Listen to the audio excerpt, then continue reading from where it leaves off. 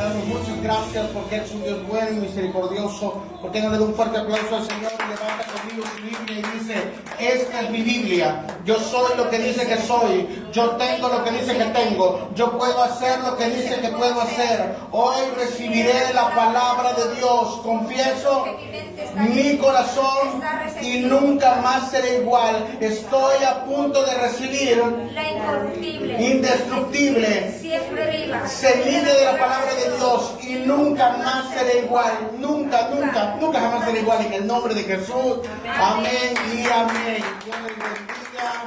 Qué bueno que nos acompaña, qué bueno que se conecta con nosotros. Dios les bendiga en este día del Señor. Pueden tomar su asiento. ¿Está listo para la palabra del Señor? Amén. Quisiera que reflexionemos un poco y pensemos si alguna vez usted ha sido tratado injustamente. ¿Ha sido tratado injustamente? ¿Alguien fue grosero con usted? ¿Confiaba usted en alguien y le dedicó tiempo, a lo mejor algún recurso, y resulta que esa persona le decepcionó? Se puede usted sentir frustrado, se puede sentir enojado. Hay personas que piensan y dicen: de alguna forma tiene que haber justicia de parte de Dios. Yo he hecho las cosas bien. En un sentido natural, hay algo dentro de nosotros cuando la gente o las personas que nosotros le damos nuestra confianza nos traicionan o nos hacen algo que es injusto, y se siente esa frustración, ¿verdad?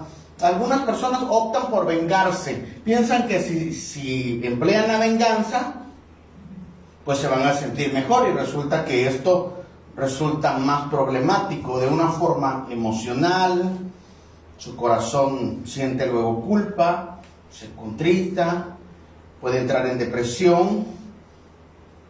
Cuando una persona hace cosas injustas, como el traicionar la confianza de alguien, es como un vaso de cristal. Una vez que usted lo tira al suelo, se le cae por accidente, el vaso nunca vuelve a ser igual. Lo puede usted pegar, pero de todos modos quedará sensible todo el tiempo. Así es también la justicia terrenal. La justicia terrenal puede, de alguna forma, satisfacer algún área de nuestra vida, pero siempre quedarán los estragos de eso. Por ejemplo, cuando se pierde una persona, ya sea por negligencia, en el caso de un médico que está atendiendo a un hijo suyo, ¿verdad? O de alguna persona, y no puede hacer el médico nada, y fallece, y esa persona dice: tú tuviste la culpa. Y de alguna forma nosotros buscamos que se haga justicia, que alguien se haga responsable de lo que nosotros no hicimos. Y todo podríamos apelar entonces a la justicia divina, porque esa no solo va a resarcir el daño, sino va a restaurar las emociones y va a restaurar el corazón. Todas las personas en su interior tienen ese sentido de justicia, ya que somos a imagen de Dios. Así que Dios es un Dios justo. Diga conmigo: Dios es un Dios justo. Justicia. Así que todo lo donde hay injusticia en la creación, en sus seres, Él no está de acuerdo y Él está alejado de eso. Él no puede ser parte, porque su naturaleza es ser justo. Así que Dios utiliza instrumentos de justicia. Diga: instrumentos de justicia. Por ejemplo, Babilonia fue instrumento de justicia para las naciones y después fue juzgada. Israel fue un instrumento de justicia por causa de los pueblos que vivían en Canaán, los filisteos, los amorreos, los fereceos, todo lo que termina en feo. Habían llegado a una maldad tan grande de sacrificar a sus propios hijos. Hacían ídolos como Moloch, ¿verdad? El interior de Moloch no estaba y sus brazos podían colocarle a los niños en sus manos y luego meterlos mientras ellos tocaban los tambores y gritaban, cantaban para que no escuchara el clamor de los niños. Era tan perverso y tan satánico que Dios dijo, no más, tengo que hacer justicia sobre algunos lugares. Por ejemplo, Sodoma y Gomorra, ¿verdad? Todos sabemos que la perversidad de Sodoma y Gomorra había llegado delante de Dios y tuvo que hacer Dios intervenir y traer justicia. Al igual en Génesis 6, cuando descendieron los ángeles y tomaron a las mujeres, ¿verdad? Y nacieron los Nefilim. Y Dios dice, aún en sus pensamientos de su corazón son malos, voy a tener que hacer justicia. Así que Dios es un Dios justo. Diga, Dios es un Dios justo. Si alguien está siendo injusto con usted, no haga nada. ¿Sí? No intente buscar venganza, porque la Escritura dice, mía es la venganza, dice el Señor. Si sabemos que a Dios no se le va a pasar nada, a alguien se le puede pasar cosas, a unos gobiernos, ¿verdad? Las naciones, se le pueden pasar cosas, pero a Dios no se le pasa. Aún las lágrimas que caen de usted, ¿verdad? De sus ojos, salen de sus mejillas, ruedan ahí, y usted, Dios, tranquilo, hija, tranquilo, hijo, yo soy un Dios justo. Y estoy viendo lo que te está sucediendo. Así que Dios utilizará instrumentos de justicia. Diga nuevamente, instrumentos de justicia. Así que Israel fue instrumento de justicia para destruir algunas naciones, ¿verdad?, que estaban en Canaán. Hoy vamos a hablar de uno de esos instrumentos de justicia. Por ejemplo, la cruz es un instrumento de justicia. ¿Sabía eso? Romanos 6:23 dice, porque la paga del pecado es muerte, pero la dádiva de Dios es vida eterna en Cristo Jesús, Señor nuestro. Así que todo pecado, toda iniquidad, toda transgresión, todo lo que está en contra de Dios y sus principios y leyes, Dios no puede estar a favor de eso. Y tiene que haber una retribución, tiene que haber un castigo, tiene que haber una sanción. Si son las naciones, ¿verdad?, y no siguen al Señor, tendrán su pago en justicia. Pero en el caso del pueblo de Dios, nosotros somos hijos de Dios. ¿Cuántos son hijos de Dios? Amén. Bueno, quiero decirle que al hijo le corrige Dios. Dice la Escritura, yo castigo al que amo. Va a ser su padre lo que es justo. Las naciones van a recibir, o el mundo va a recibir lo que siembra. Lo que siembra, eso va a cosechar. Pero en el caso de los hijos, le va a decir, vení acá, hijito. Decía el guatemalteco. Vení acá, que te voy a dar lo que te toca. Premio, castigo, exhortación, consolación, pero Dios siempre nos va a dar lo que es justo, porque esa es su naturaleza. Así que el instrumento, uno de los instrumentos que Él utiliza es la cruz. ¿Qué es la cruz? La cruz viene del latín, es la palabra crux, y es un palo, es un madero. La cruz evolucionó a través de la historia. Cuando Jesús aparece, está en el tiempo de los romanos. Pero la cruz no nació con los romanos, la cruz ya tenía una historia con los persas, tenía una historia con los Babilonia. Decían las naciones que quien era colgado en un madero era maldito, y por eso lo hacían, ¿verdad? La cruz vino evolucionando y hay diferentes formas de crucifixión, donde estaba la ejecución, enterraban un palo, excavaban el vertical y el condenado tenía que llevar la otra parte. Y luego lo subían, lo clavaban, pero había otra en forma de tau, lo que llamamos T mayúscula, y otros en forma de T minúscula. Dependiendo dónde se había dictado la ejecución, los romanos veían y decían, ¿hay madera? O sí se puede hacer. Había como lugares específicos para crucificar a los condenados. Tenía que ser en un lugar alto, Pero a veces estaban fuera de la ciudad, ellos estaban peleando y de todos modos tenían que hacer justicia. Los romanos tenían que hacer que escarmentaran. Era una forma de imponer su temor, su autoridad. Y decía, bueno, aquí no hay madero, aquí no tenemos un lugar para poder crucificar. Entonces, encontremos un árbol, ahí lo colgaban. Así que la cruz fue evolucionando para traer el castigo a las personas que se rebelaban contra el imperio.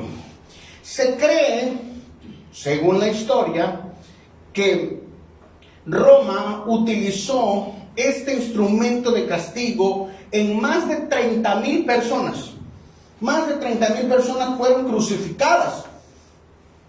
Una persona, un gladiador llamado Espartaco, se rebeló contra el imperio romano y solo por esa rebelión crucificaron a 6,000 personas.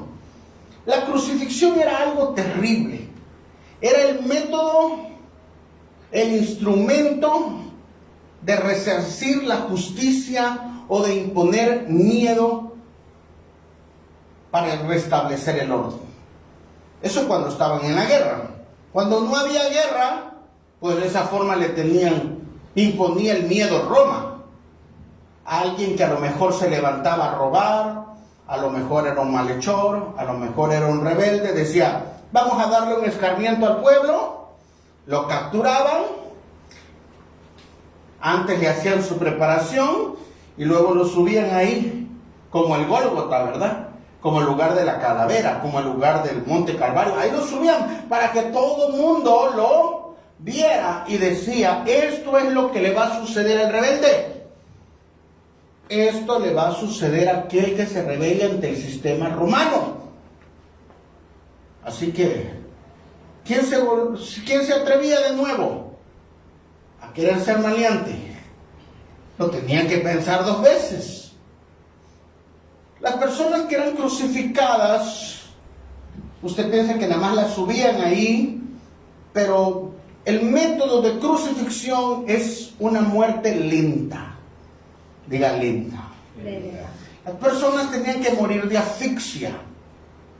¿Por qué? Porque las personas eran crucificadas en el aire, ¿verdad? Y eran clavadas en sus pies. Y entonces tenían que alzarse sobre sus pies para respirar. Lo que nosotros mente hacemos, ¿verdad? Exhalamos. Inhalamos, exhalamos. Pero eso lo está haciendo la caja torácica. Pero estando colgado a 1,5 metros y cargando todo su peso. Digo, todavía un flaquito, ¿verdad? Pero me costaría más. Entonces se tenían que apoyar sobre el madero que le dejaban. Entonces esa persona sufría taquicardia, un choque hipovolémico, que es el derramamiento de sangre, porque primero lo preparaban flagelándolo, y esta persona se moría por asfixia. La preparación del choque hipovolémico es ese derramamiento de sangre. Esa pérdida de sangre es que primero antes de ser crucificado tenía que ser flagelado. Utilizaban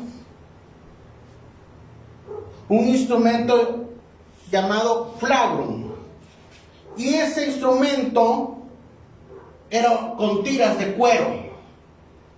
En las puntas tenía vidrio, tenía hueso,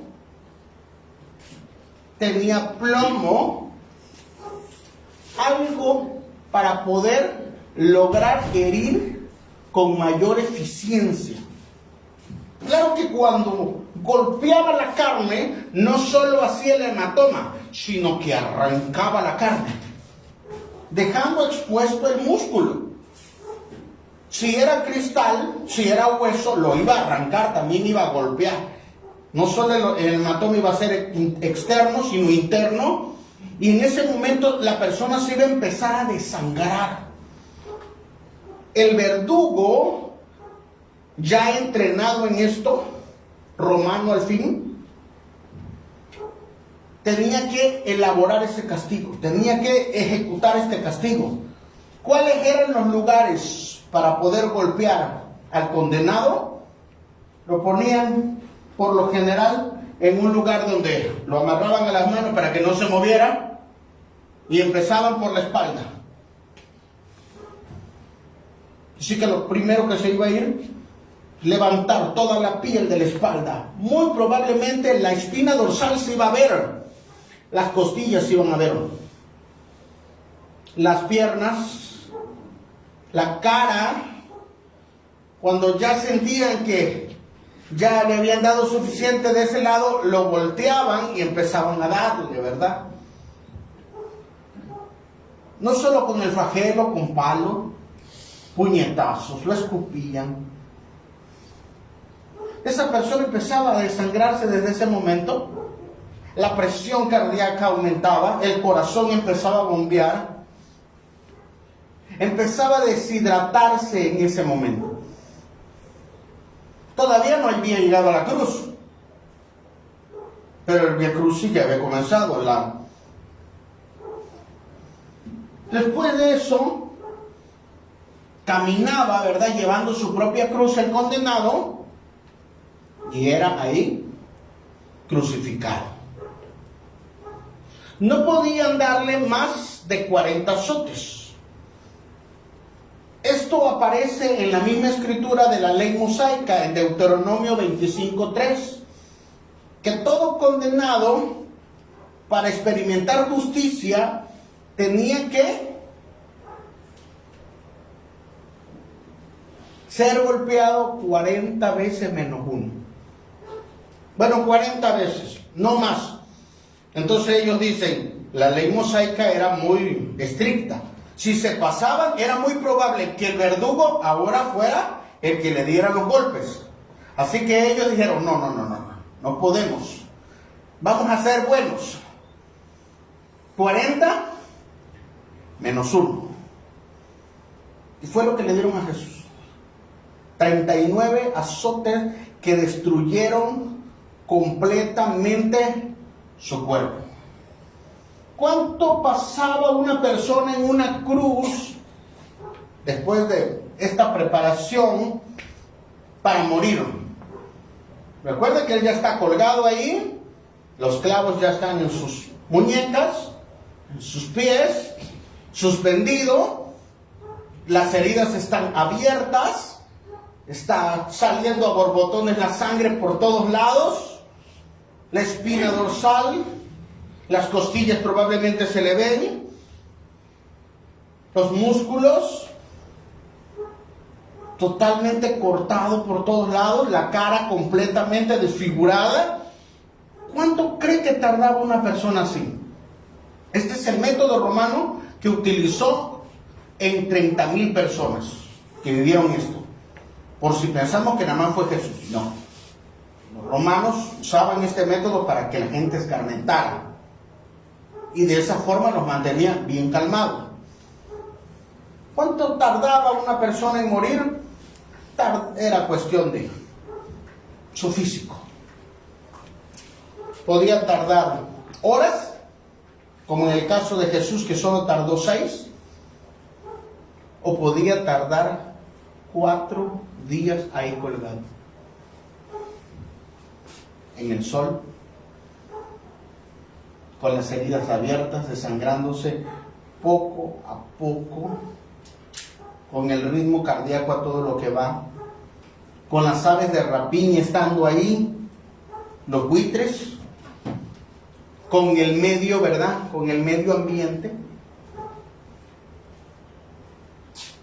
Podría obtener infecciones en su propia piel.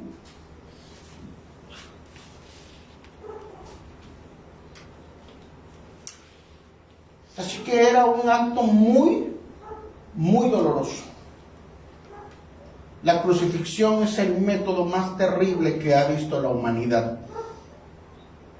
Cuando el emperador Constantino se convierte al cristianismo y luego toda Roma prohíbe la crucifixión. Es un método terrible. La que sigue. Esos son estudios forenses. Dios siempre va a demandar, o es un Dios justo, y en todo lo que hace va a estar inmiscuida la justicia, que significa la rectitud, la integridad y la equidad. Dios siempre lo va a buscar. Una persona debería ser una persona justa. Por eso dice la Escritura, el justo por la fe vivirá. Debería ser una característica del Hijo de Dios ser justo. Esta palabra también aparece en griego, ¿verdad? Y se refiere a la justicia legal, a la justicia de la virtud moral. La que sigue. Dios, desde que comenzó la humanidad, fue muy claro en su naturaleza. Le dijo al hombre, no comerás de este árbol, de todos puedes, menos de este. Porque el día que tú comas, ese día morirás. Todo lo que nosotros hacemos en esta vida que es injusto, va a tener una retribución. Diga, va a tener una retribución. Si hago el bien, Dios justamente, y si hago el mal, recibiré el castigo. Porque la naturaleza de Dios es ser justo. Así que se los advirtió a Adán y Eva, no comas del árbol, y ellos comían. ¿Se los cumplió o no se los cumplió? ¿Dejó de amar a Adán y Eva? ¿Dejaron de ser sus hijos? No, pero Él es justo. Hay cosas que nosotros hacemos en nuestra vida pensando que es justo, haciéndolo bajo nuestros propios principios, bajo nuestras propias emociones. Y dice, Dios me va a perdonar. Sí, Dios te va a perdonar, porque Él es un Dios perdonador. Pero prepárate para las consecuencias. Tendrás que pagar las consecuencias. Un ejemplo de ello es Satanás. Se rebeló, lo echaron. Adán y Eva desobedecieron, lo sacaron. El pueblo de Israel estuvo en la tierra prometida. Fue en pos de dioses ajenos, tal como Dios se lo dice en Deuteronomio y toda la ley, específicamente Deuteronomio 28. ¿Se los cumplió o no se los cumplió? Los exilió por 70 años. No piense, hermano, que porque somos hijos de Dios, la justicia de Dios no se va a manifestar en nuestra vida. Por lo general nosotros pedimos justicia para otros, pero ¿y nosotros?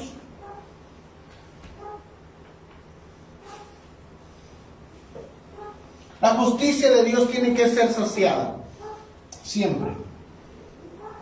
Dios no puede habitar en la injusticia. Así que Él mismo en su plan ideó esto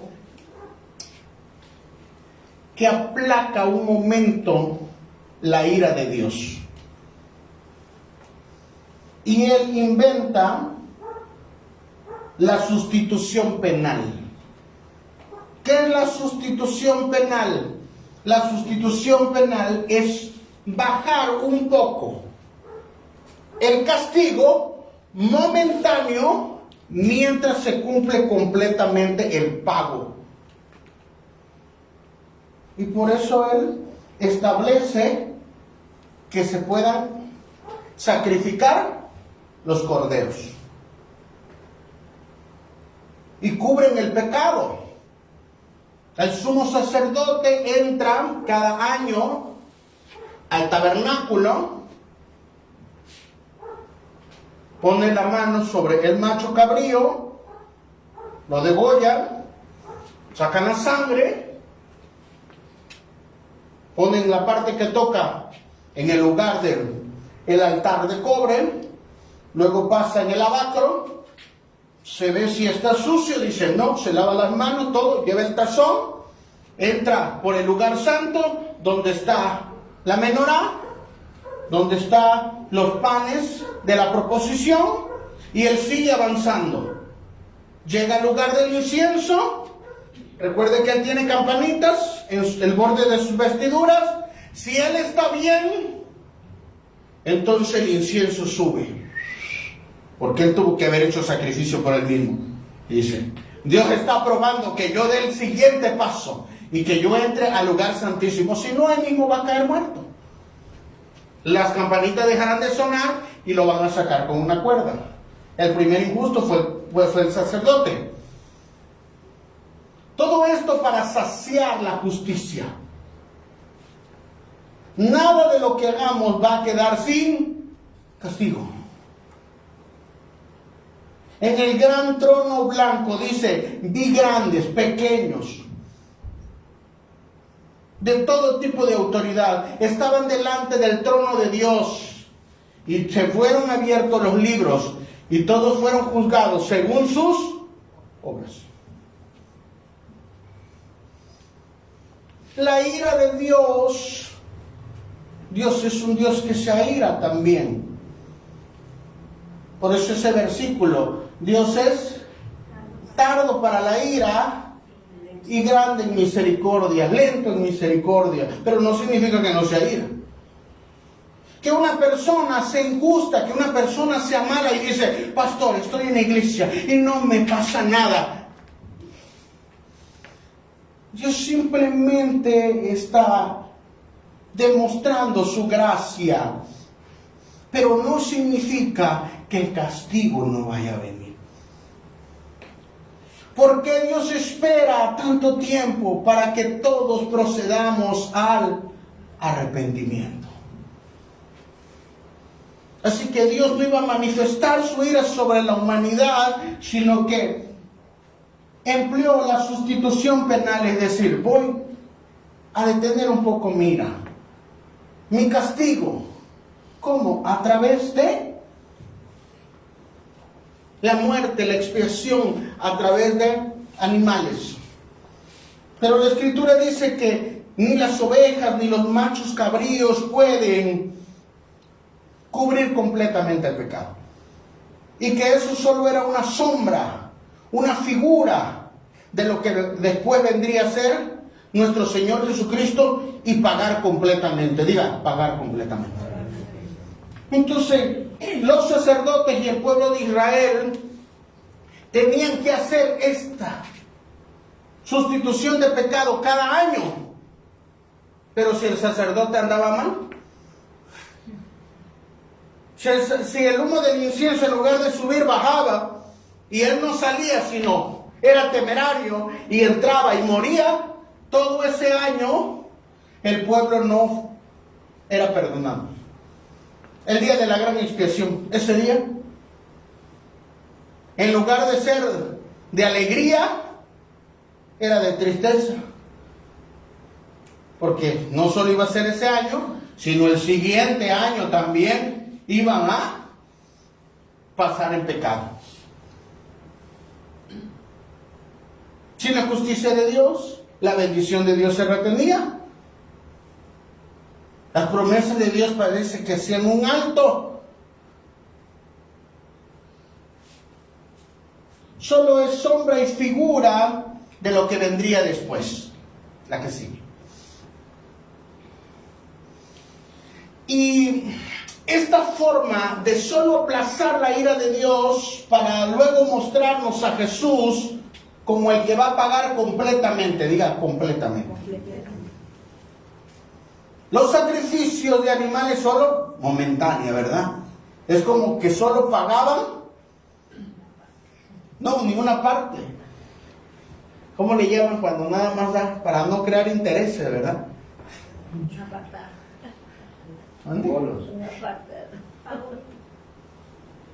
Para que no produzca intereses. Y lo detiene. Pero la deuda no está pagada, ¿eh? Entonces eso sucedía con los animales, con los machos cabríos solo, pero el pago estaba ahí, de toda la humanidad, hasta que viniera Cristo. Pero Él no venía ya anunciando que iba a suceder así, hermano.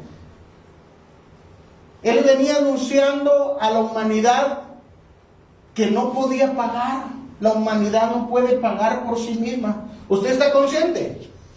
Usted no puede pagar por causa de la transgresión, por el pecado, la iniquidad que nosotros mismos hacemos. ¿Usted está consciente de eso? Por más obras que hagamos, por más buenos que seamos, siempre pecamos. Y la Escritura nos dice que la paga del pecado es muerte. Diga, ¿qué merezco hacer? ¿Qué merezco? ¿Alguien sabe qué merece? Debe estar consciente de esto.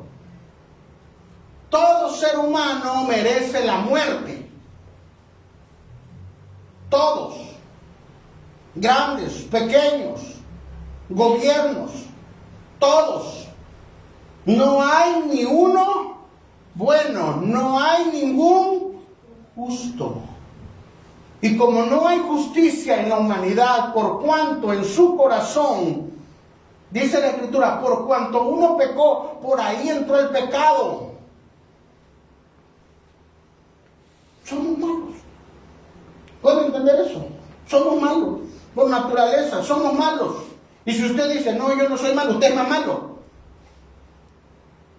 Porque se dice la Escritura, aquel que dice que no peca hace a Dios mentiroso y el Espíritu de Dios no está en usted.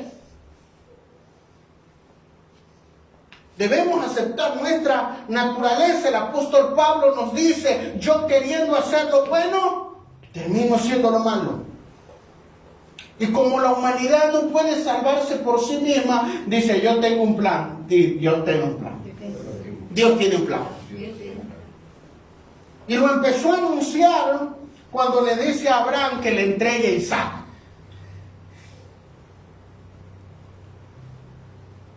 Y Abraham con esa fe lleva a su hijo para sacrificarlo, y cuando ya está a punto de sacrificarlo, una voz del cielo le dice, Abraham, detente, porque sé que me temes. De este muchacho haré una gran nación. Y es el pueblo hebreo. Es el pueblo de Israel. Dios siempre tiene un plan. Y por ahí en una zarza está un cordero. Toman el cordero sustituyendo al hijo, lo matan y se aplaca la ira. Se sacia la justicia momentáneamente. ¿Cuándo pasó eso? 2000 años antes de Cristo. Y Jesús venía anunciando, el Padre venía anunciando que Él iba a pagar completamente. Y en el tiempo de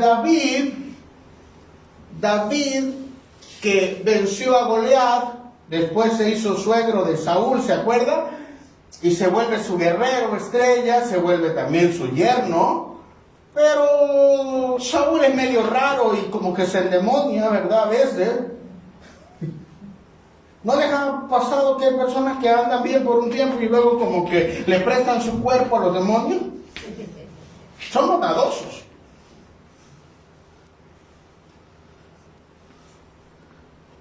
Y Saúl perseguía a David. Y él, en el Salmo 22, 16, le dice al Señor: Señor, ¿por qué me has abandonado, Señor? Mira, los perros me rodean, los leones me rodean, han horadado mis manos. Pero eso no solo era la oración de David, sino que era una profecía mesiánica. ¿Cuándo? 1000 años antes que apareciera Cristo. Y nuevamente diciendo Dios: tengo un plan, tengo un plan. Hay cosas en nuestra vida que no vamos a poder quitar hasta que nosotros nos rindamos a Dios. Pero Dios siempre nos va a dar palabra a través de la Escritura, a través de una palabra profética. Y diciendo: tranquilo, ves toda desbaratada tu vida, pero tengo un plan. Si tú te alineas, si tú te vuelves al orden de Dios. ¿Cuántas veces Dios nos ha estado diciendo desde que nos convertimos que Él tiene un propósito con nosotros? Y a veces parece que no lo vemos. Pero Dios dice: tengo un plan. En Isaías 53 habla del siervo sufriente. Isaías es uno de los profetas que más habla de que Jesucristo vendría a salvar a la humanidad, pero que tendría que sufrir. En uno de esos versos dice: Él herido fue por nuestras transgresiones, molido fue por nuestros pecados. Diga: es el precio. El precio que Jesús tuvo que pagar por nosotros es que Él fue molido. ¿A qué sigue? Eso fue 700 años antes de Cristo, La justicia de Dios tiene que ser saciada. Dios es un Dios justo. No hagas nada injusto, hermano. Todo hazlo conforme a la palabra.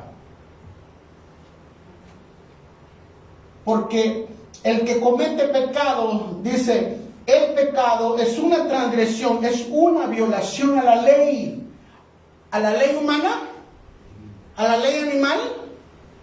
A la ley divina. Y la justicia demanda que el pecado sea castigado. Y si tú y yo estamos en pecado, vamos a ser castigados.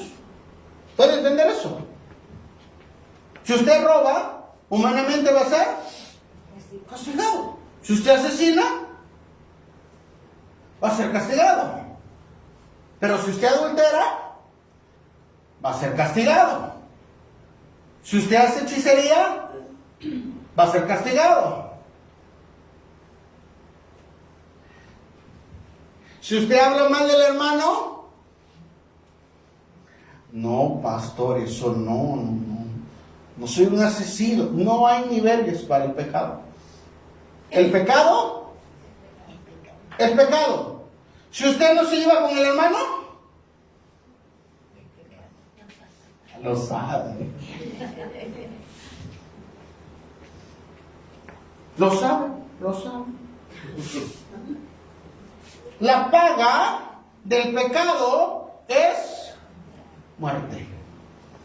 La palabra pecado se escucha muy fuerte, pero la palabra pecado significa no dar en el blanco. Eso significa. ¿Ha jugado alguna vez en la feria donde tira el dardo, verdad? Y por más que le hacíamos así para ganarnos el oso de peluche, no le dábamos. Estábamos errando. Eso es pecado. Cuando uno erra, cuando uno lo hace equivocadamente, porque sabe lo que tiene que hacer. ¿Cuántos saben que tienen que avivar la llama que hay en sus corazones? Apocalipsis 2 dice: yo conozco tus obras, que sabes probar apóstoles, que has trabajado, que eres paciente, le vuelve a repetir, y que has vuelto a trabajar, y 2 veces se lo dice, pero tengo una cosa contra ti, que has perdido tu primer amor. Arrepiéntete, mira de dónde has caído. ¿Era pecado?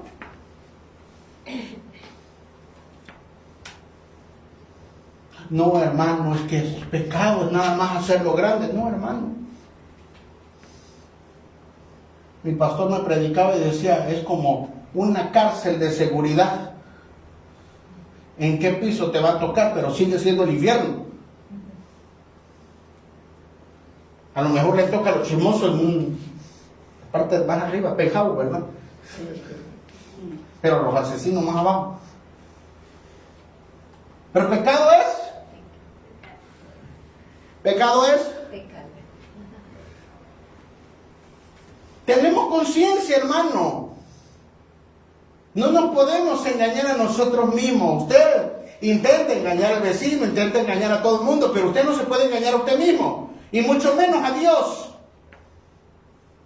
Porque tenemos algo que se llama conciencia, que es el medidor. Tenemos el Espíritu Santo, tenemos la palabra,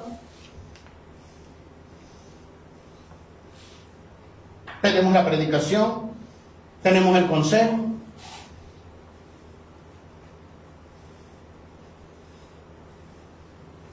No oigo, soy de palo, tengo oreja. No se preocupe, ando mal, pero yo voy a orar. Dios lo va a componer. Si ayuno 3 veces por semana, vas a ver que Dios lo compone. No, hermano, Dios no está de acuerdo con la injusticia. Si tú estás haciendo algo que es injusto, si tú estás haciendo algo que es pecado, pero quieres o piensas que puedes hacer un acto espiritual y eso va a hacer que Dios esté a tu favor, estás equivocado. Dios no es cómplice de la injusticia. ¿Qué sigue? Así que en Éxodo capítulo 20, donde les dan las leyes mosaicas, se descubre cómo se tiene que pagar por causa de este pecado. La ley requiere la expiación del pecado a través del sacrificio animal por sustituto del pecado, del pecador. O sea, que va a morir un pobre animalito o un inocente animalito. En el tiempo de la ley, en el desierto, por la vida del primero del sacerdote, porque él no podía limpiarse solo, y luego por el pueblo. Y cada vez que el hombre pecara, tenía que traer un animalito.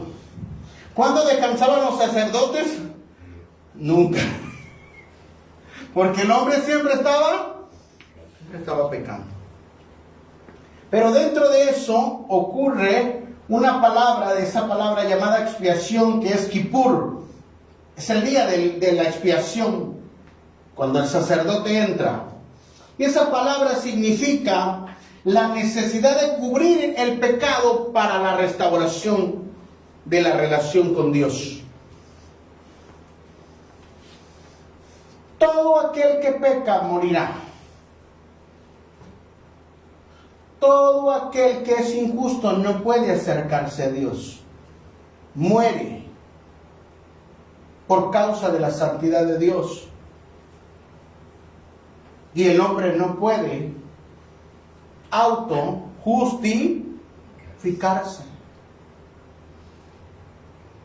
Dicho entre paréntesis, cuando Job le dice a Dios, Dios, yo he hecho todo lo bueno, sacrifico en la mañana, sacrifico en la noche,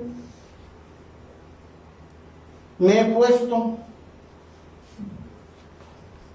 mis ojos los he cubierto para no ver a las vírgenes. Maleante, Job. Llegaron sus amigos a decirle, algo hiciste mal. No, yo hice todo bien, yo soy justo. Y cuando Dios se le aparece en el torbellino, le dice, Job,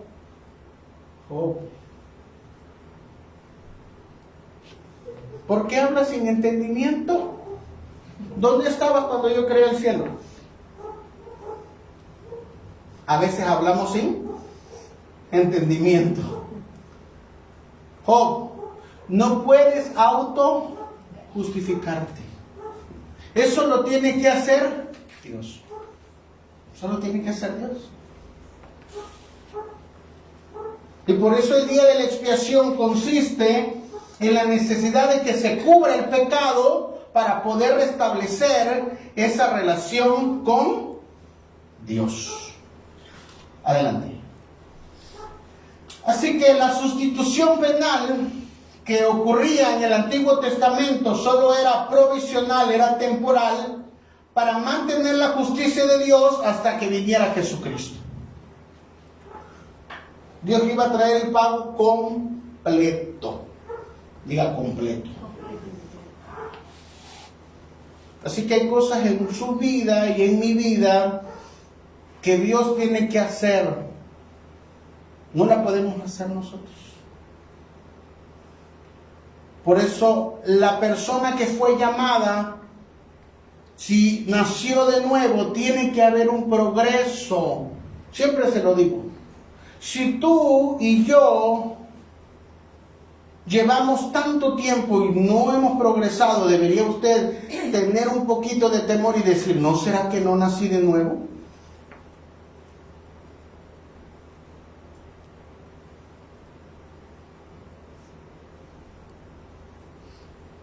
Porque la obra del Espíritu Santo es que una persona no se quede como comenzó, sino que una persona cambia paulatinamente, como dice la Escritura,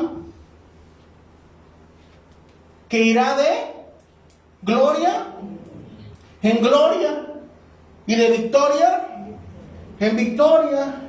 Y es como la luz de la aurora que va en ascenso. Pero si en lugar de buscar más a Dios cada vez somos más pecadores, no debería haber en nosotros ese temor de ir a preguntar a Dios, Señor, ¿he nacido de nuevo? Nada más fue emoción.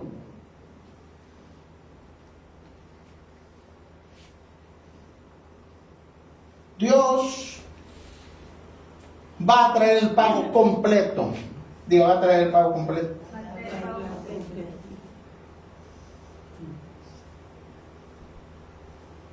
No abonos. No nada más para no crear intereses. Completo. Si usted se convirtió verdaderamente, si usted verdaderamente nació de nuevo, si usted verdaderamente recibió el don del Espíritu Santo, recibir el Espíritu Santo no nada más es hablar en lengua o hacer milagros. Porque en aquel día dirán, en tu nombre hicimos milagros, echamos fuera demonios. Y Jesús le va a decir, no los conozco. Qué terrible. Pero fui con el pastor Nachito. Lo soporté como era. Y va a decir, no conozco, porque va a abrir su libro, ¿verdad? Los Gumeta, sí, aquí. Don Gabriel, aquí está. Fulano, aquí está. Toda familia está aquí. Los reyes, ¿verdad? Aquí están.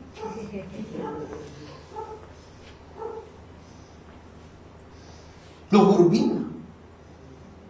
Yo quisiera que todos los que me toca pastorear aparecieran en el libro de la vida, pero ese es mi deseo. Por eso predico en tiempo y fuera de tiempo, para que nadie pueda decir, Dios no me lo advirtió. Así podemos saber qué es pecado y qué no es pecado. ¿A qué sigue? Entonces la expiación sustitutiva consiste en que tiene que tomar el lugar otra persona. El primer Adán pecó, por ahí entró el pecado. Y él ya no se puede justificar. Por cuanto ese hombre pecó, todo el pecado entró a la humanidad a través de él, porque él es el padre de la humanidad. Pero dice Dios, tengo un plan. Diga conmigo, Dios tiene un plan. Y entonces mandó al segundo Adán. Y el segundo Adán fue tentado en todo. Pero no pecó. Y ese segundo Adán, dice Romanos 3:23, por cuanto todos pecaron, están destituidos de todos. Son todos. No, pastor, yo. Todos. Somos todos. Pero vino Jesucristo, como por la transgresión de uno vino la condenación de todos los hombres, de la misma manera, por la justicia, diga por la justicia. Por la justicia. Por la justicia de uno vino a todos los hombres la justificación de la vida. Así que por un hombre entró toda la maldad. Pero por Jesucristo, que sí fue obediente, entró toda la justicia.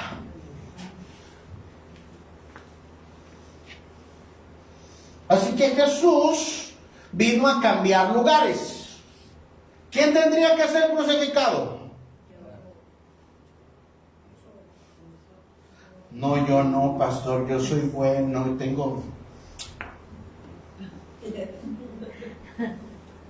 Faltarían cruces, hermano, faltarían cruces. No estoy hablando de apellido. Todos deberíamos estar en esa cruz. Y Jesús tomó el lugar. Así que piense en lo que está luchando, en qué pecado, con qué pecado está más luchando.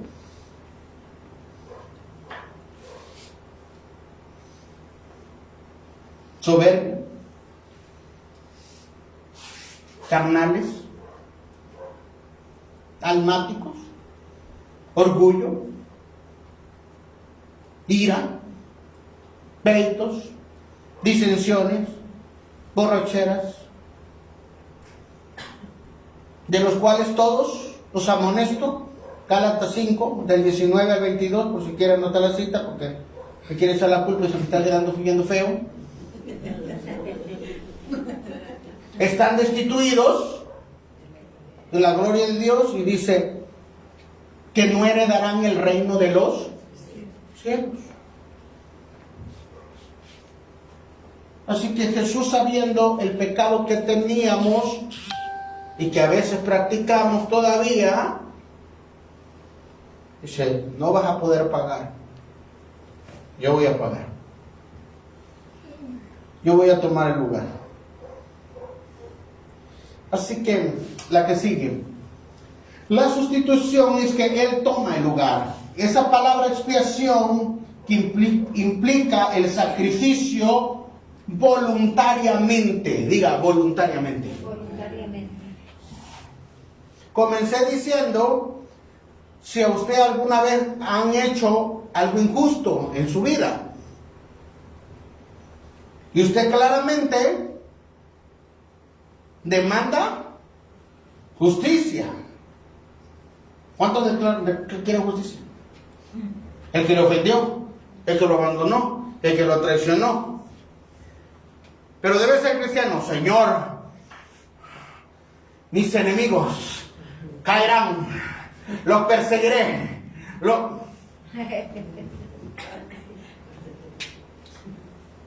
No lo voy a desear el mal, pero tú vas a hacerme justicia y voy a ver cómo le pasa. Sí, cuando no los hacen a nosotros. Pero ¿ha pensado cuántas veces nosotros hemos también pecado contra Dios? ¿Cuántas veces nosotros hemos traicionado también? Hemos desobedecido. Hemos ignorado a Dios. Dios tiene un plan con nosotros y aún así persistimos en nuestra rebeldía, en nuestra necedad.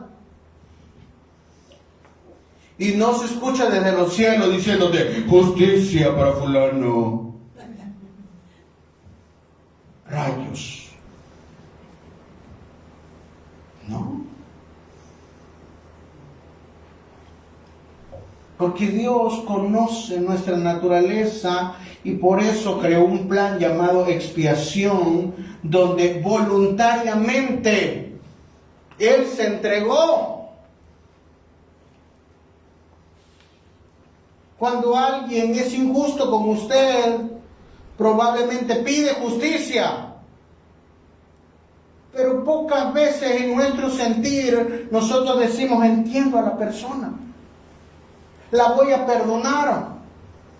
Le voy a dejar pasar este pecado.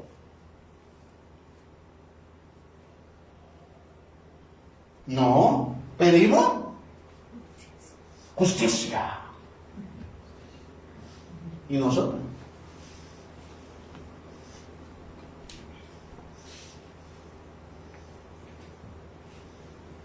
Cuando los hijos, ¿verdad?, son castigados. Madre misericordia, madre misericordia. Y más ahí está el chilillo. Yo sé que usted no lo conoce. Pero cuando la madre o el padre se equivocan, Dios, perdóname. Es que nadie nos enseñó a ser padres. Sí, claro. Y los esposos, ¿verdad? Te ofende el esposo. Tú deberías ser cabeza. Tú deberías ser el ejemplo. ¿Y tú?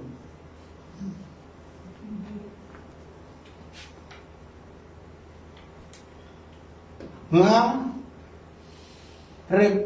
Ser recíproco. No es venganza, dice un hermano, es desquitarse. No, hermano. Dice mi madre que no hay que tener la ley del embudo. Lo ancho para mí, lo angosto para los demás.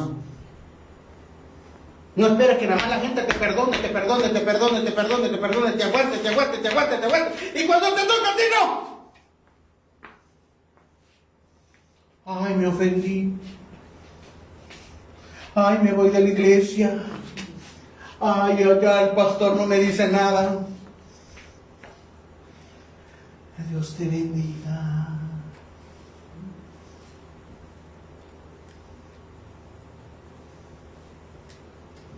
Por eso Dios dice, tenemos que caminar en acuerdo, hijo. Tú eres un pecador empedernido. Te voy a tener que justificar, lo voy a tener que hacer yo, porque quiero seguir caminando en esta relación de amor. Ay, qué precioso nuestro Dios. Dios dice, te amo tanto que no te puedo dejar, que te tengo que perdonar. En un matrimonio, el que perdona más, ese se parece más a Cristo. Porque se parece a la naturaleza de Dios. Porque aún siendo pecadores, Cristo murió por nosotros. Esa es la naturaleza de Dios. Cuando usted no perdona, me afectó.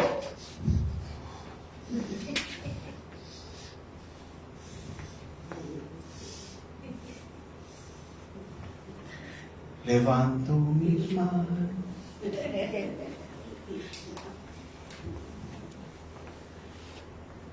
Yo te alabo de corazón. Primero perdona al hermano, ya después levanta la mano.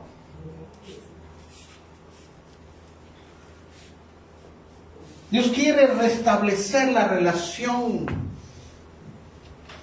Dios no quiere que ninguno esté bravo con uno, con otro, enojado. Dios quiere que estemos reconciliados, la unidad del Espíritu. Diga, la unidad del Espíritu. La unidad del Espíritu. Si Él, que con toda la ley, con toda su divinidad suprema de ejercer su justicia, decidió perdonarnos, ¿cuánto más nosotros que somos pecadores?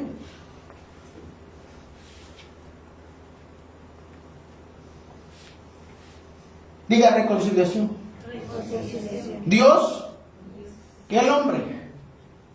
Diga, necesito reconciliarme. Necesito reconciliar. Aquel que no perdona a su hermano, dice, el Espíritu de Dios no está en él. Reconciliar. Una familia debe estar Unida. unida. Una iglesia debería estar Unida. unida. Cristo no quería que estuviéramos separados de Él.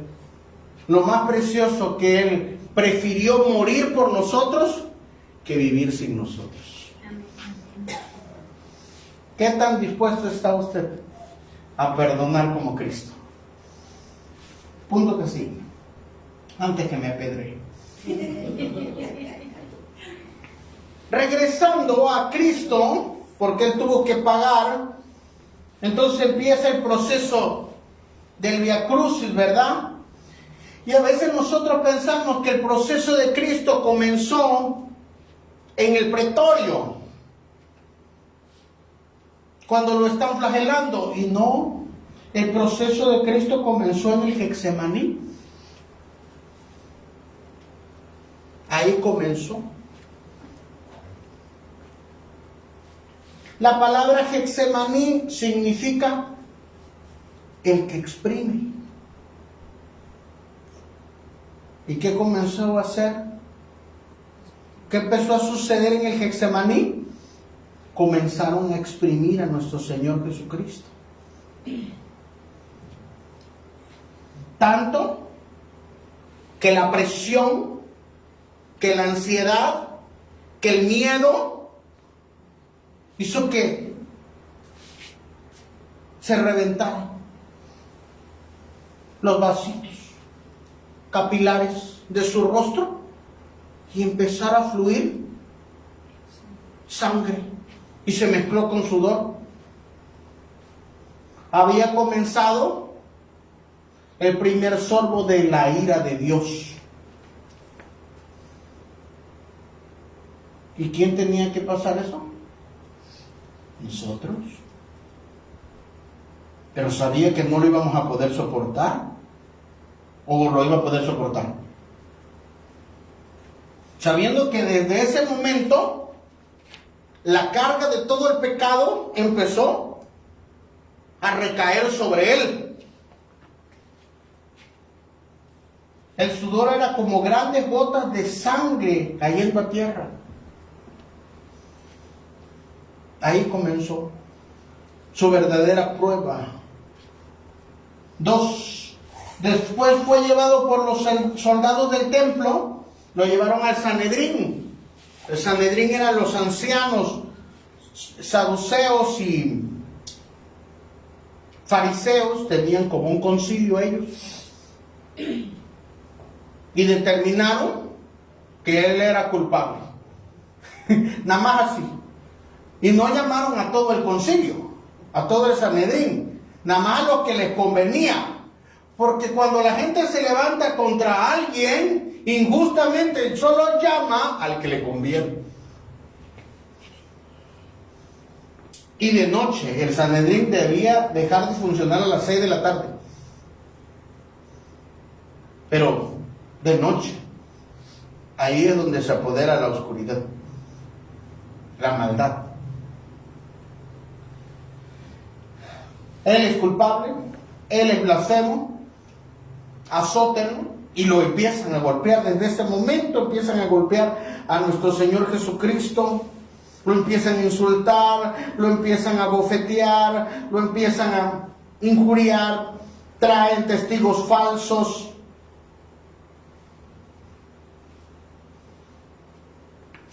Pero ¿qué creen? El Sanedrín no puede decir que lo maten. No tenía jurisdicción el Sanedrín. Sí que lo azotaran, pero no que lo mataran. Eso solo lo podían hacer los romanos. Vayamos con Pilatos. Fueron al pretorio. Ese día era un día especial para los judíos. No podemos entrar a la casa de un romano, porque es pecado. Pero si traían aún una persona inocente.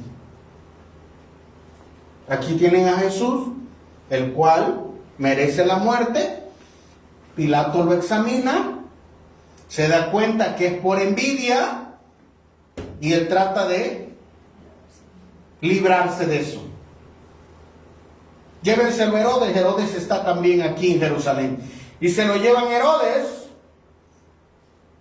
Herodes todavía tiene cierta curiosidad pensando que Juan el Bautista, por los milagros que hizo, mira, haz un milagro, le dice. Y Jesús no le dice nada a Herodes. ¿Sabe por qué? Porque fue el que le mató a su maestro.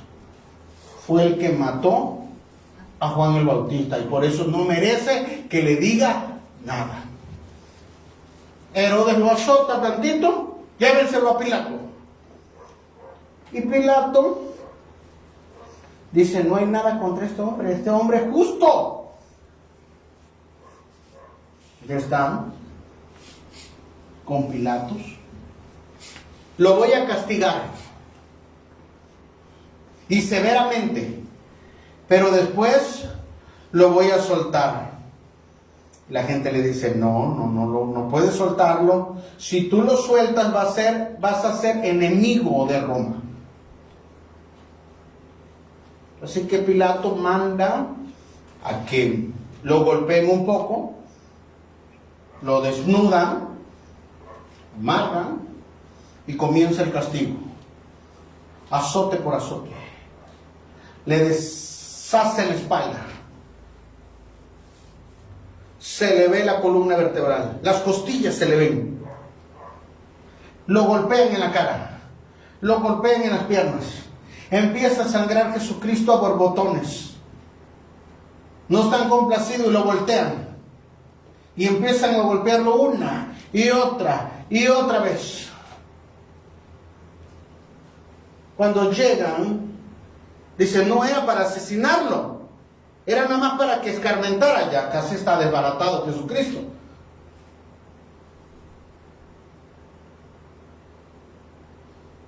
Todavía los soldados, en un asunto de burla, le ponen un manto púrpura para decir que es el rey de los judíos, pero es burla. Le dan un palo en forma de cetro y le golpean la cabeza, mientras le ponen una corona de espinas y le empiezan a dar, del rey de los judíos, y pum, le pegan, y pum, le pegan, y lo patean, y lo escupen, y lo maldicen, y lo maltratan, y lo arrastran. Cuando se lo presentan a Pilato nuevamente para que lo ven completamente desbaratado y dice, este hombre ya no tiene remedio. ¿Qué quiere el pueblo?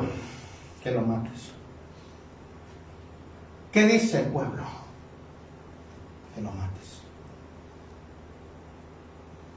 Y Pilato, por no estar en conflicto con el Sanedrín, y Pilato también con el César, dice, esto se va a descontrolar. Mejor que muera uno a que esto se vuelva una revuelta. Así que él rápidamente sabe que hay una tradición de soltar a un malhechor y traen a Barrabás. Diga Barrabás. Y le preguntan al pueblo, ¿a quién soltamos? ¿A Jesús el Nazareno o a Barrabás? ¿A quién soltaría usted?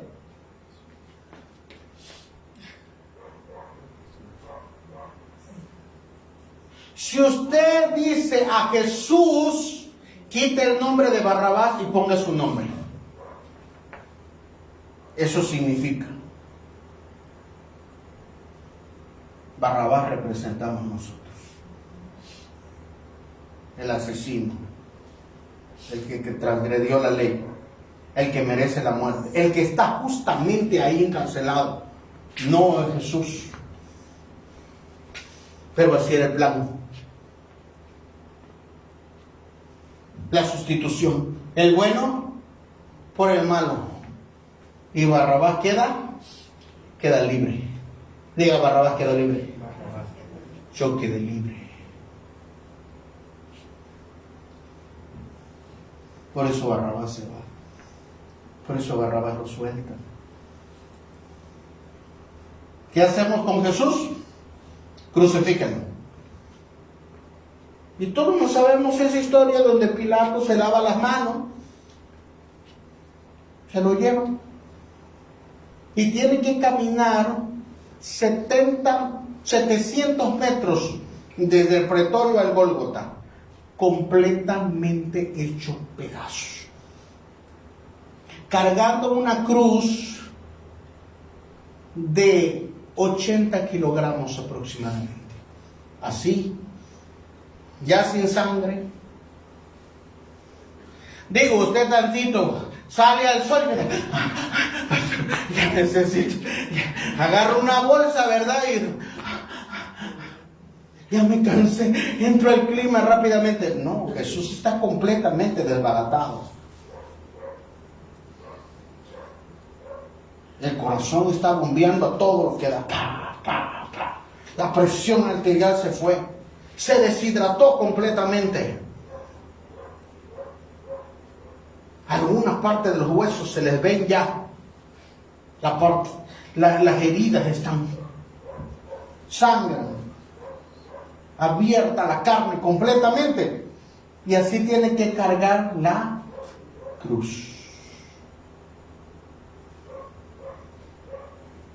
700 metros. Cae algunas veces. Cae. Porque el justo cae también. Pero Dios jamás dejó solo a nadie. Y Jesucristo recibió ayuda. Ahí estaba un hombre llamado Simón de Cirene. Y ayudó a Jesucristo a cargar la cruz. Diga conmigo, lo ayudó. Dios pondrá personas que te ayuden a cargar la cruz. Vuelvo a repetir, Dios pondrá personas que te ayuden, no que te van a cargar la cruz ni te van a cargar a ti. Dios ha determinado ya personas que te ayuden a cargar esa cruz, que a veces se hace pesada, ¿verdad? Pero nos lleva hacia la muerte. Jesús sube al Gólgota, siendo golpeado, siendo arrastrado, en parte carga la cruz, en parte cae, en parte le cae la cruz, en el cuerpo despedazado, Jerusalén es empedrado, los vuelven a levantar, los llevan al Gólgota y lo primero que hacen los soldados es decir, falta humillación para este hombre, falta.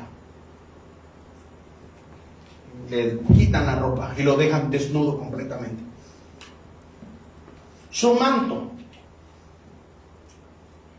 lo parten en 4 los soldados. ¿Cómo estaría ese manto después de que lo flagelaron tanto? Sucio, con sangre, tanto que se cayó. Aún así tenía valor. Para los que dicen que Jesucristo era pobre, solo el manto que traía los soldados, aún en esa condición, no quisieron tirarlo, lo rompieron en 4. Y la túnica que no tenía costura, no quisieron romperla. Dijeron, vamos a rifarla para dejarlo y subirlo completamente desnudo. Es ahí donde se cumple la escritura. Él se hizo pobre para darnos riquezas espirituales, naturales, de vida eterna. Está en el Gólgota, donde en la cruz le extienden las manos y le ponen, lo traspasan en las muñecas, que no puede ser en las palmas. Si es en las palmas, con el peso se va a desgarrar.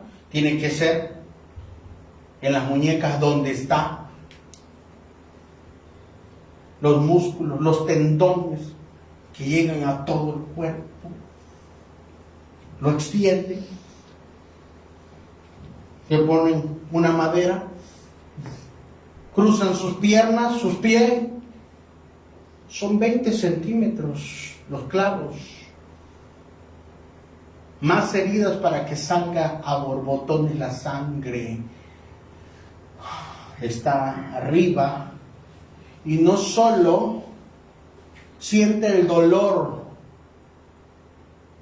de su cuerpo que está despedazado, sino la gente lo empieza también a injuriar. A ver, bájate, porque cuando estás completamente hecho pedazos es cuando más se acercan a ver y a decirte,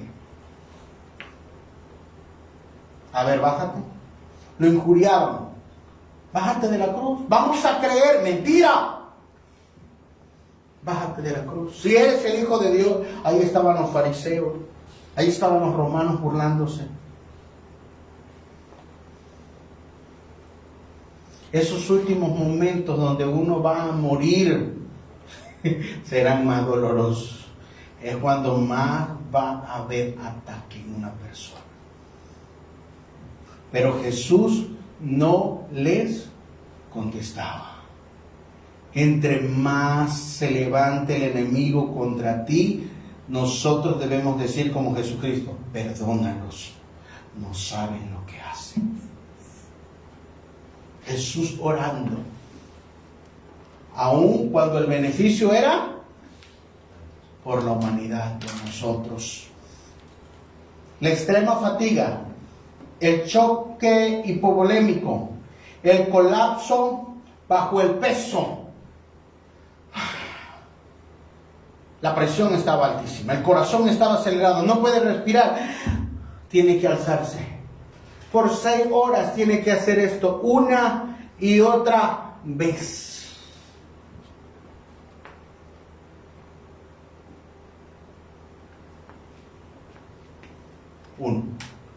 Tengo sed.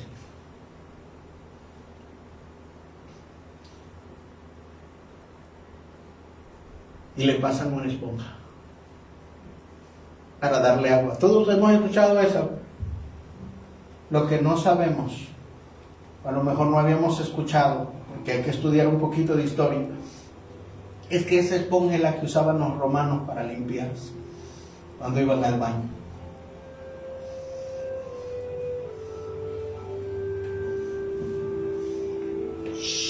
Jesús, guarda silencio.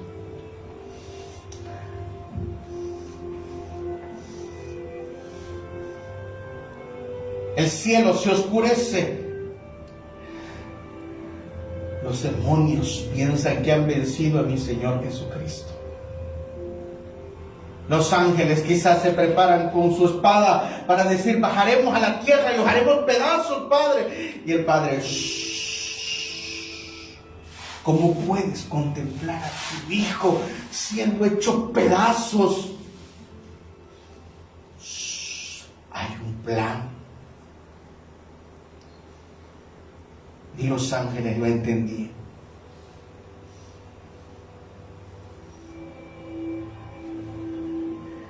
Jesús alza el rostro, su cuerpo ya está desbaratado. Las últimas gotas de sangre están saliendo de su cuerpo. La gente sigue gritándolo. Y él pronuncia las palabras: Elí, Elí, lama sabachthani. Dios mío, ¿por qué me has desamparado? David también lo sintió. Cuando más te persiguen, cuando más está muriendo tu carne, parece que Dios guarda silencio. Parece tan injusto que el Hijo de Dios, que no hizo pecado, esté en esa cruz.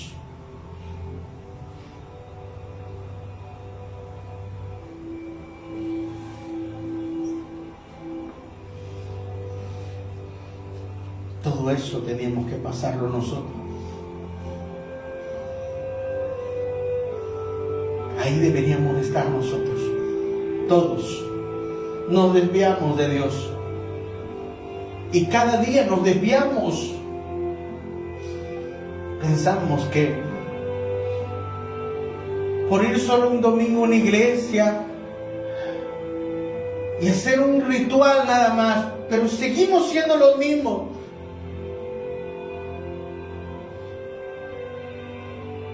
A veces tenemos oportunidad de resistir la tentación y decimos todavía, pero Dios me va a perdonar. Eso simplemente es menospreciar el sacrificio que hizo Cristo en la cruz.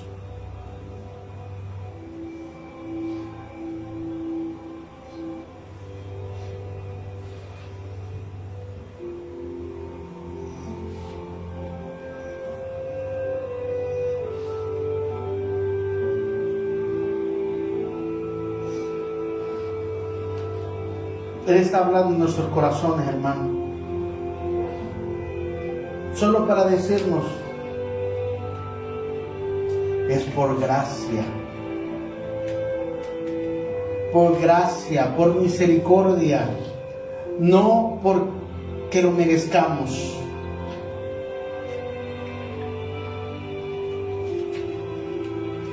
Su gracia y su misericordia se encuentran en esa cruz.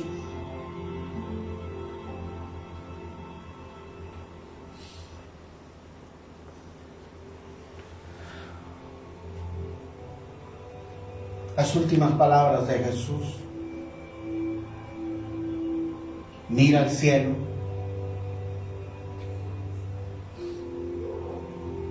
Y dice, consumado es.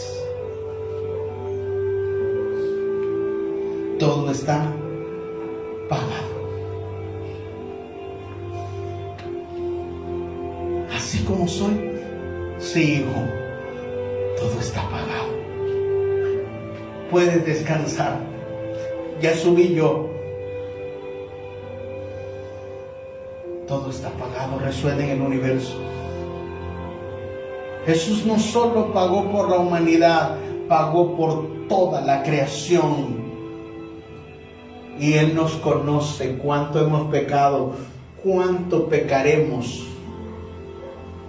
y cómo somos. Aún así, Cristo voluntariamente decidió morir por nosotros.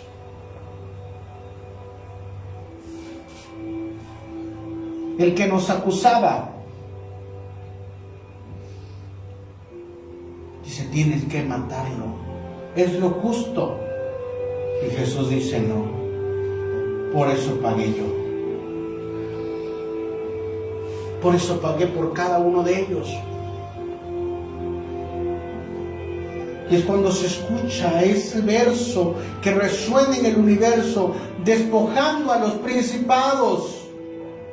Los exhibió públicamente, triunfando sobre ellos en la cruz.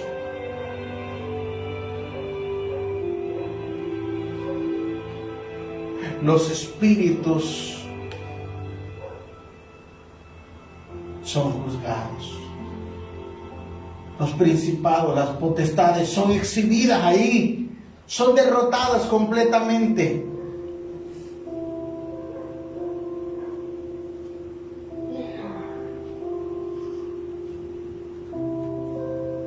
Jesús muere, pero resucita el tercer día.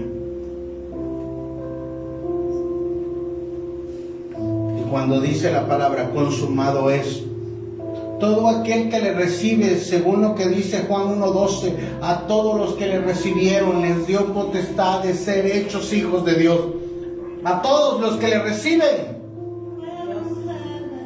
Merecíamos la muerte, pero alguien dio su vida por nosotros. Y entramos a algo que se llama el nuevo pacto. Ese nuevo pacto que nos justifica por la sangre de Jesucristo. Es ahí donde Él nos da vida eterna. Es ahí donde el don del Espíritu Santo viene para que nosotros podamos cambiar día a día, progresar día a día. Es ahí donde Él nos santifica y nos lleva irreprensible para el momento que Jesús regrese por su iglesia. Es ahí donde Dios te otorgó bendición. Es ahí donde rompió toda maldición que habíamos traído por causa del pecado de Adán. Y anuló el acta de los decretos. El acta donde decía que éramos culpables. El pagaré fue roto. Somos perdonados. Somos perdonados. Somos perdonados.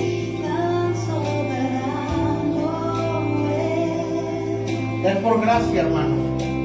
Es por su gracia, es por su misericordia. Merecíamos estar en una cruz, pero Dios nos amó tanto,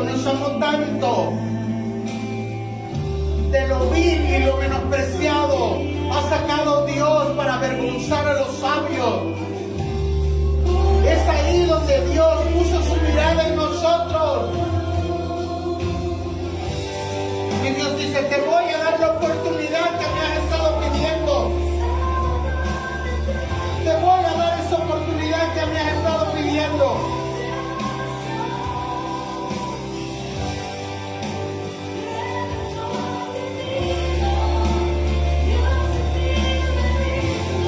Es el don de Dios, es la dádiva de Dios. Para aquellos que nunca han aceptado a Jesús. Para aquellos que nunca han aceptado a Jesús.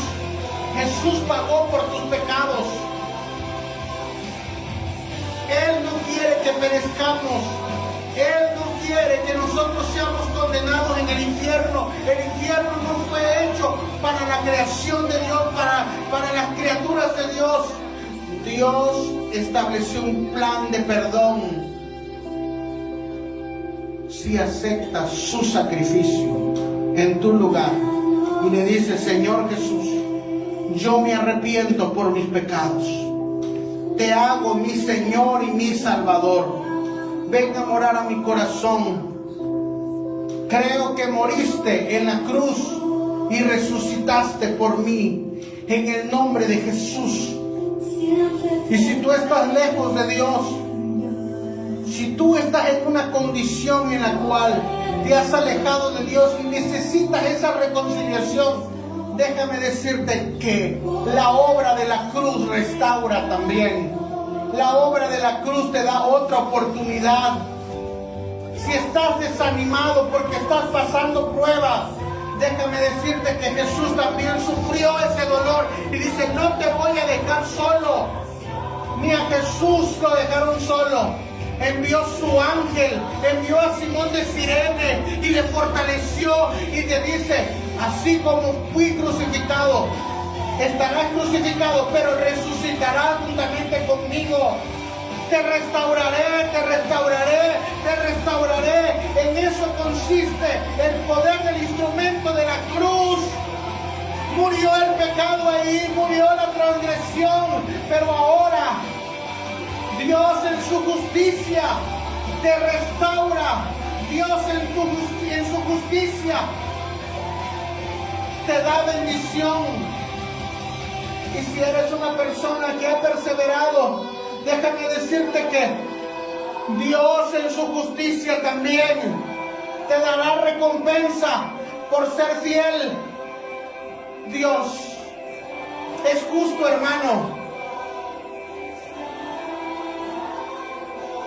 Sé que todos hemos pecado, pero por la gracia podemos acercarnos a Dios, por su misericordia, por su misericordia. Diga, por su misericordia.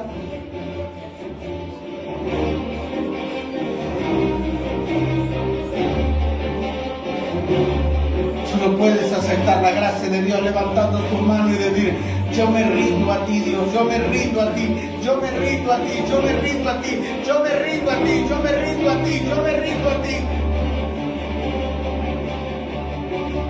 Experimenta la gracia de Dios.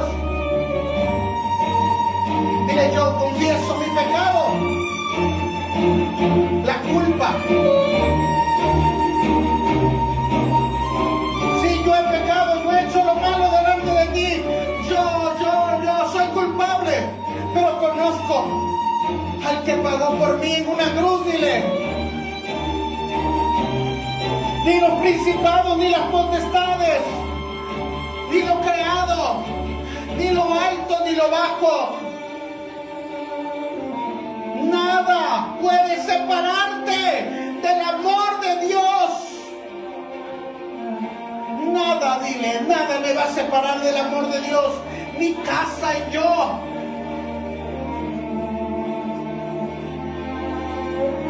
El instrumento de justicia de la cruz nos crucificó juntamente con Él, pero nos resucita para vida eterna. Dile: nos resucita para vida eterna.